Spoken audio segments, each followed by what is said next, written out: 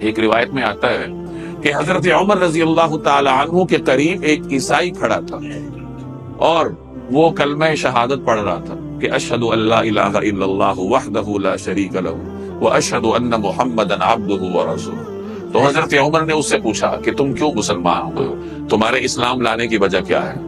تو اس نے کہا کہ بات یہ ہے کہ میں تورات، انجیل اور گزشتہ صحائف کا عالم ہوں، میں نے وہ ساری کتابیں پڑھی ہوئی ہیں، مجھے ازبر ہیں۔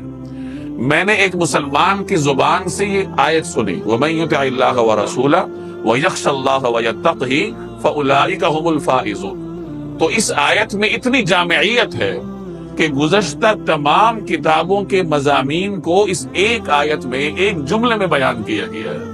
تو اس سے میں متاثر ہوا کہ یہ کلام واقعتاً اللہ کی طرف سے ہے کہ جس نے اتنے اختصار کے ساتھ گزشتہ تمام کتابوں کے مضامین کو سمیٹ کر بیان کر دیا ہے۔ تو اس آیت نے مجھے مسلمان کرنے پر مجبور کر دی۔ اس آیت میں سارا دین آ جاتا ہے۔